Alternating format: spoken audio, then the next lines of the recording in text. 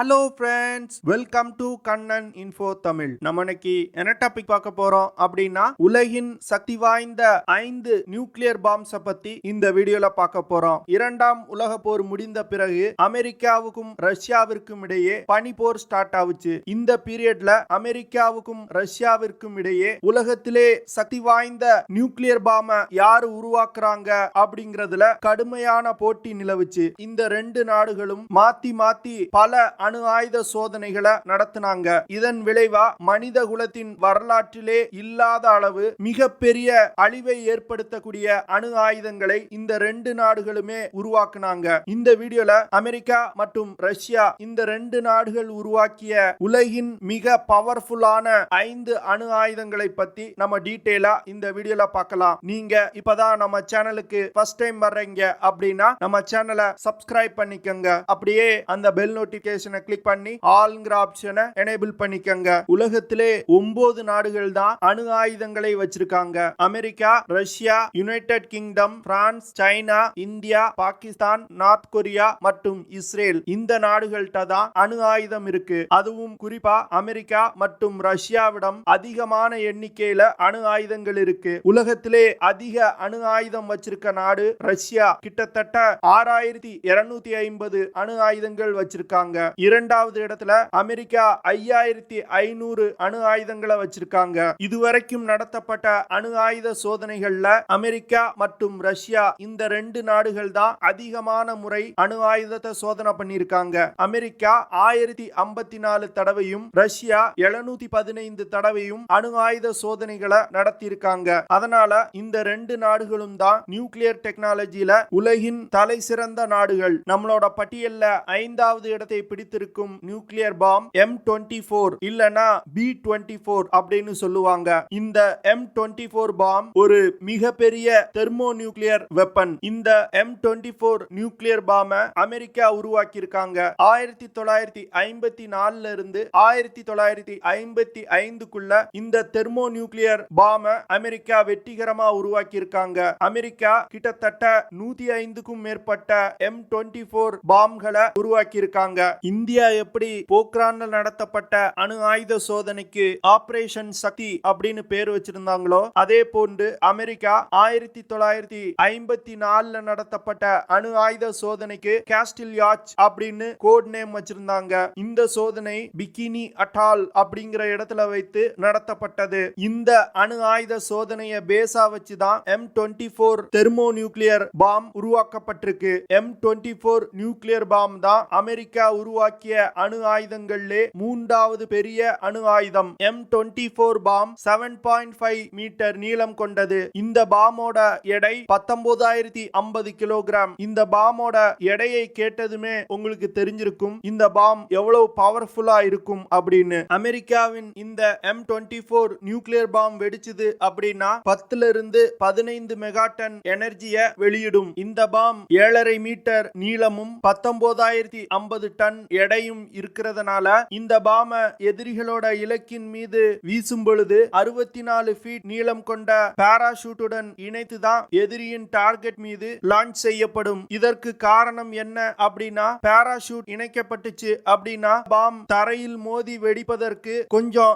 Late ஆகும். அந்த நேரத்தை பயன்படுத்தி பாம லான்ச் பண்ண ஏர்கிராப்ட்ல இருக்க பைலட்டுகள் தப்பித்துக் கொள்ள முடியும். நம்மளோட பட்டியல்ல 4வது இடத்தை பிடித்திருக்கும் பாம் MK17. இந்த MK17 பாம் 1954ல அமெரிக்காவால் உருவாக்கப்பட்டது. MK17 பாம் தான் அமெரிக்கா முதல்ல அதிக எண்ணிக்கையில உருவாக்கிய நியூக்ளியர் பாம். இந்த MK17 பாமோட ப்ரொடக்ஷனை அமெரிக்கா 1957ல நிறுத்திட்டாங்க.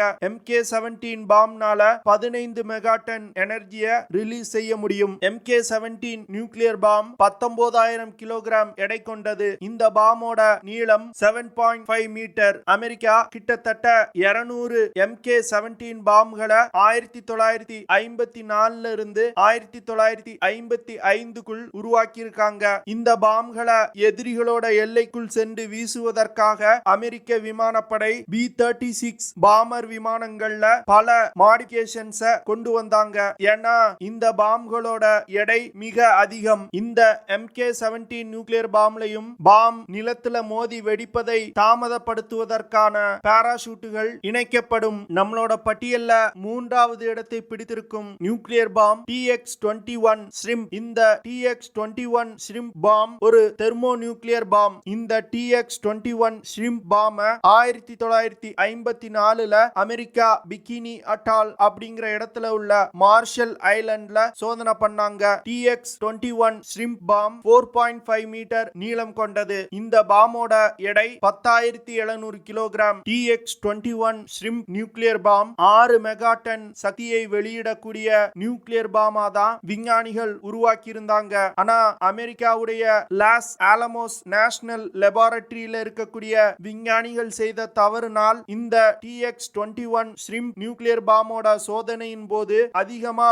3 மடங்கு சக்தியை வெளியிட்டது. அதாவது டிசைன் செய்த 6 மெகாடன்ல இருந்து 15 மெகாடனுக்கு மேலான சக்தியை இந்த TX-21 ஷ்ரிம்ப் பாம் வெளியேற்றி இருக்கு. இந்த தவறான சோதனையின் போது TX-21 ஷ்ரிம்ப் பாம் ஹிரோஷிமா நாகசாகியில் வீசப்பட்ட நியூக்ளியர் பாமை விட 1000 மடங்கு அதிகமான சக்தியை வெளியேற்றியிருக்கு. TX-21 ஷ்ரிம்ப் பாம் வெடித்த போது 7.2 கிலோமீட்டர் அகலம் கொண்ட தீப்பிழம்பை வெளியேற்றியிருக்கு. இந்த தீப்பிழம்பை 400 கிலோமீட்டர் தூரத்தில் உள்ள மக்களாலும் பார்க்க முடிஞ்சிருக்கு. ஒரு நியூக்ளியர் பாம் வெடிக்கும் பொழுது மஷ்ரூம் கிளவுட் அப்படிங்கிற ஒரு ஃபார்மேஷன் உருவாகும். TX-21 நியூக்ளியர் பாம் வெடிக்கும் பொழுது 47,000 ஃபீட் உயரத்துக்கும் 11 கிலோமீட்டர் அகலத்துக்கும் மஷ்ரூம் கிளவுட் உருவாயிருக்கு. அமெரிக்க விஞ்ஞானிகள் செய்த தவறினால் 11,000 ஸ்கொயர் கிலோமீட்டர் பசிபிக் பெருங்கடல் பகுதி ரேடியோ ஆக்டிவ் குப்பைகளால் பாதிக்கப்பட்டது. இந்த அணு ஆயுத சோதனை நடத்தும் பொழுது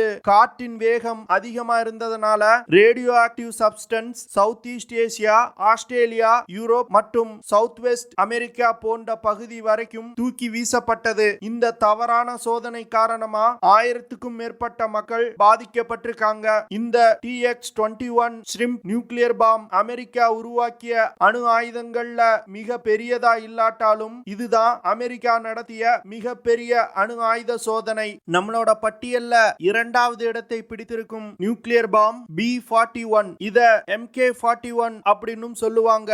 இந்த பாம் ஒரு 3 ஸ்டேஜ் கொண்ட தெர்மோ நியூக்ளியர் வெப்பன். இந்த பாம் 1960கள்ல அமெரிக்காவால் உருவாக்கப்பட்டது. B-41 நியூக்ளியர் பாம் தான் அமெரிக்கா உருவாக்கிய அணு ஆயுதங்களிலே மிகவும் சக்தி வாய்ந்த பாம். இந்த பாம்னால 24 மெகாடன் சக்தியை வெளியிட முடியும். இந்த B-21 நியூக்ளியர் பாம் வெடிச்சது அப்படின்னா 25 மெகாடன் சக்தியை வெளியிடும். B-41 நியூக்ளியர் பாம்ல நியூக்ளியர் ஃபியூஷன் மெத்தடை பயன்படுத்தி நியூக்ளியர் ரியாக்ஷன் ஸ்டார்ட் செய்யப்படுது. இதன் மூலமா அதிகமான சக்தியை இந்த B-41 பாம்னால ப்ரொடியூஸ் பண்ண முடியுது. B-41 நியூக்ளியர் பாம் 12 ஃபீட் நீளம் கொண்டது. இந்த பாம் 4,800 கிலோகிராம் எடை கொண்டது. இந்த B-41 நியூக்ளியர் பாம் தங்களோட விமானப்படையில் உள்ள B-52 ஸ்ட்ராட்டோ ஃபோர்ட்ரஸஸ் மற்றும் B-47 ஸ்ட்ராட்டோஜெட் விமானங்களை பயன்படுத்தி எதிரிகளோட எல்லைக்குள் சென்று வீச முடியும். அமெரிக்கா கிட்டத்தட்ட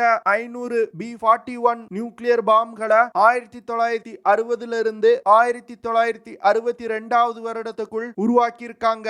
இந்த குண்டுகள் 1976ல அமெரிக்க படையில் இருந்து நீக்கப்பட்டது. B-41 நியூக்ளியர் பாம் அமெரிக்கா உருவாக்கிய மற்ற நியூக்ளியர் பாம்களை விட எடை குறைவா இருந்தாலும் அதிகமான சக்தியை வெளியேற்றும். B-41 பாம் தான் அமெரிக்க வரலாற்றில் உருவாக்கப்பட்ட எஃபெக்டிவான தெர்மோ நியூக்ளியர் வெப்பன். இந்த B-41 பாம் மூலமா வெளியேற்றப்படும் சக்தி ஜப்பான் மீது அமெரிக்கா வீசிய அணுகுண்டை விட 1136 மடங்கு அதிகமான சக்தியை வெளியேற்றும். நம்மளோட பட்டியல்ல முதல் இடத்தை பிடித்திருக்கும் பாம் RDS-220 ஹைட்ரஜன் பாம். இந்த பாம் ஜெரா பாம்பா அப்படின்னு சொல்லுவாங்க.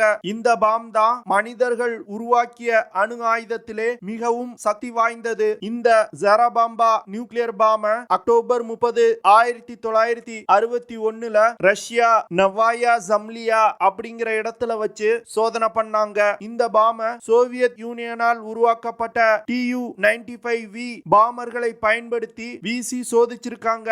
இந்த பாம் 26 அடி நீளம் மற்றும் 7 அடி அகலம் கொண்டது. இந்த பாமோட எடை 27,000 கிலோகிராம். ஜெரா பாம்பா நியூக்ளியர் பாம் வெடிச்சது அப்படின்னா 50 மெகாடன் சக்தியை வெளியிடும். இந்த ஜாராபாம்பா நியூக்ளியர் பாமோட அதிக எடை காரணமா இந்த பாம் வெடிச்சது அப்படின்னா 50 மெகாடன் சக்தியை வெளியிடும். இந்த பாமும் விமானத்திலிருந்து வீசப்படும் பொழுது பாராசூட் இணைக்கப்பட்டிருக்கும். இதன் மூலமா இந்த பாம் பூமியில் விழுந்து வெடிக்கும் நேரம் தாமதப்படுத்தப்படும். இதனால இந்த பாமை வீசக்கூடிய பாமர் விமானங்கள்ல இருக்கக்கூடிய பைலட்டுகளால் தப்பிக்க முடியும். இந்த ஜாராபாம்பா நியூக்ளியர் பாம் 50 மெகாடன் சக்தியை வெளியிடுவதால் இந்த பாமை வீசக்கூடிய பைலட்டுகள் தப்பிப்பது 50% தான் அப்படின்னு ரஷ்ய விஞ்ஞானிகள் சொல்லியிருந்தாங்க.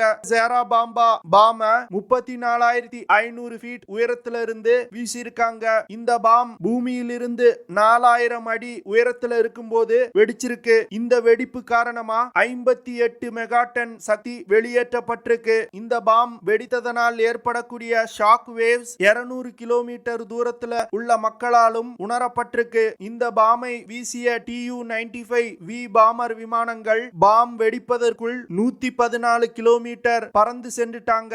ஆனாலும் இந்த ஜாராபாம்பா நியூக்ளியர் பாம் வெடித்ததனால் ஏற்பட்ட ஷாக் வேவ்ஸ்ல சிக்கி இந்த விமானம் கிட்டத்தட்ட தரையில் விழும் சூழ்நிலை ஏற்பட்டிருக்கு. ஆனா எப்படியோ ரஷ்ய பைலட்டுகள் உயிர் தப்பிட்டாங்க.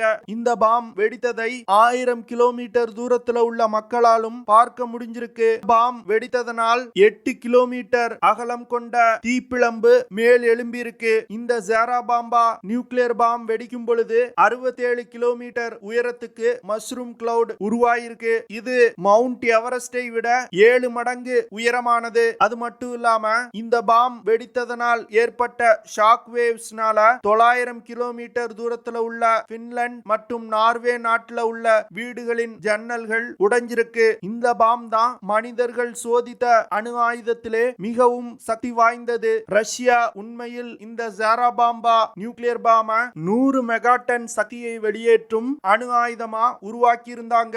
ஆனா கடைசி நேரத்துல இந்த பாம வீசக்கூடிய பைலட்டுகள் தப்பிக்கணும் அப்படிங்கிறதுக்காக அந்த பாம்ல இருந்த யுரேனியம் பாதியா குறைக்கப்பட்டது. அப்படி பாதியா குறைத்திருந்துமே 58 மெகாடன் சக்தியை இந்த அணு ஆயுத வெடிப்பு வெளியேற்றியிருக்கு. அமெரிக்கா மற்றும் ரஷ்யா இது போன்ற மோசமான பல அணு ஆயுத சோதனைகளை நடத்தியிருக்காங்க. ஆனா இதே நாடுகள் இன்று இந்தியா போன்ற நாடுகளுக்கு அணு ஆயுத சோதனை குறித்து பாடம் எடுக்கிறாங்க. ஓகே ஃப்ரெண்ட்ஸ், நம்ம வீடியோவோட நிறைவு பகுதிக்கு வந்துட்டோம். இதெல்லாம் தான் நான் உங்ககிட்ட ஷேர் பண்ணணும் அப்படின்னு நினைச்ச விஷயங்கள். ஐ ஹோப் நான் ஷேர் பண்ண விஷயங்கள் உங்களுக்கு பிடிச்சிருக்கும்னு நினைக்கிறேன். அப்படி பிடிச்சிருந்துச்சுன்னா ஷேர் பண்ணுங்க, லைக் பண்ணுங்க, கமெண்ட் பண்ணுங்க. மறக்காம நம்ம சேனலுக்கு சப்ஸ்கிரைப் பண்ணுங்க. அப்படியே அந்த பெல் நோட்டிபிகேஷனை கிளிக் பண்ணி ஆல்ங்கிற ஆப்ஷனை எனேபிள் பண்ணிக்கங்க. See you in the next video. Jai Hind.